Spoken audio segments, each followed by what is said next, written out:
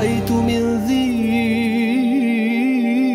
Centre islamique de Villeneuve-d'Ascq participe comme chaque année à cette journée à ces journées du patrimoine européen.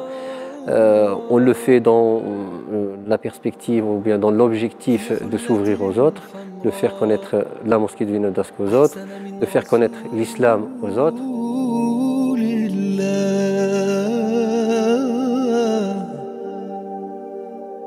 On essaye en fait de faire connaître l'islam aux autres. L'objectif, ce n'est pas d'ouvrir un bâtiment, mais c'est d'ouvrir une culture, si on peut dire, de plonger les non-musulmans dans la culture islamique, dans les valeurs islamiques, pour qu'ils apprennent à connaître les musulmans, l'islam et les musulmans, qu'ils viennent à la source.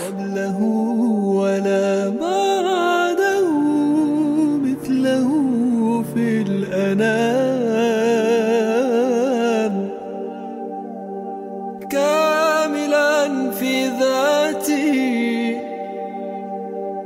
مكملا في أوصافي.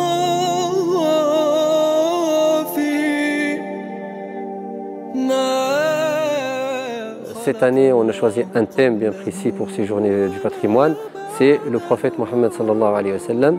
Donc nous avons fait une exposition sur le prophète sallallahu alayhi wa sallam.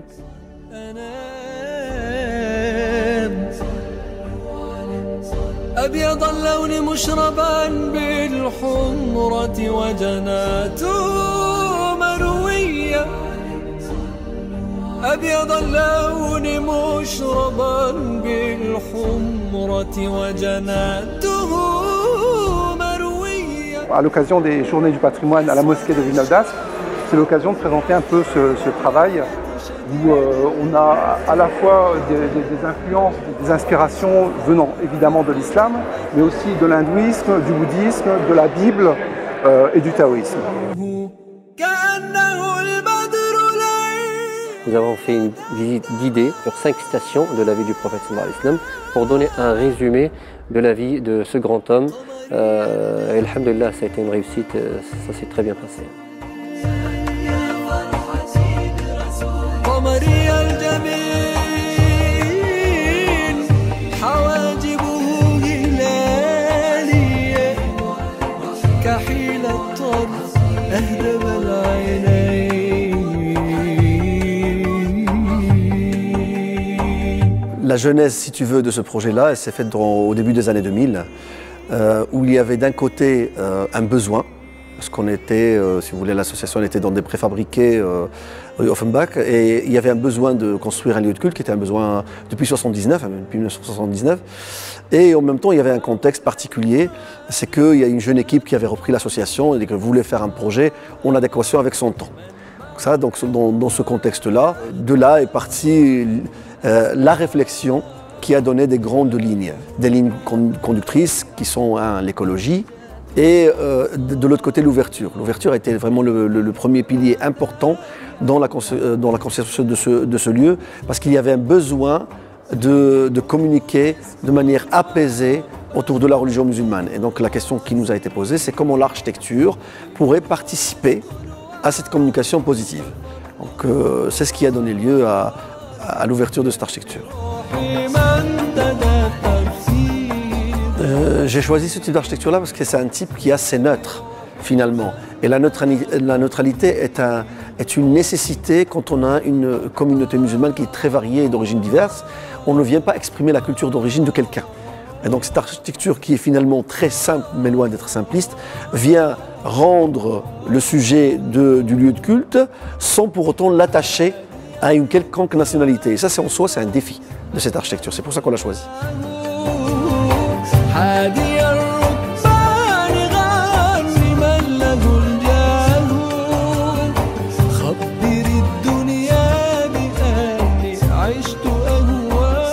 Super.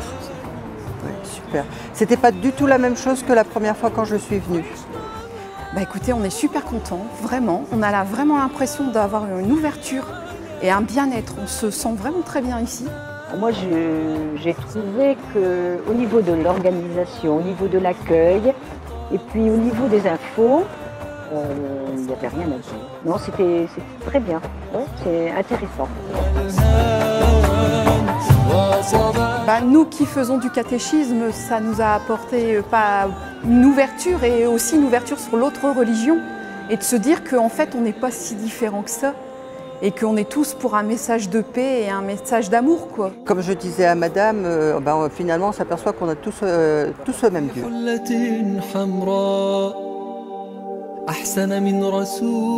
C'est vrai que nous n'avons pas atteint le nombre qu'on a atteint il y a 3 ans, c'était à peu près 300 personnes, mais vu la situation sanitaire, nous sommes très contents, alhamdulillah.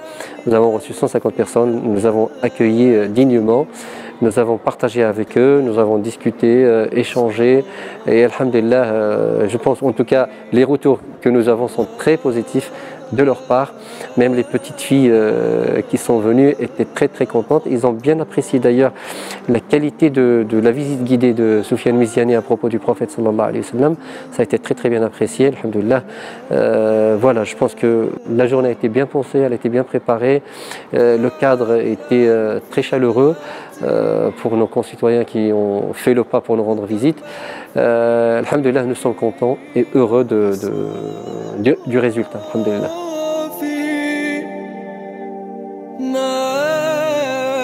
خلق الله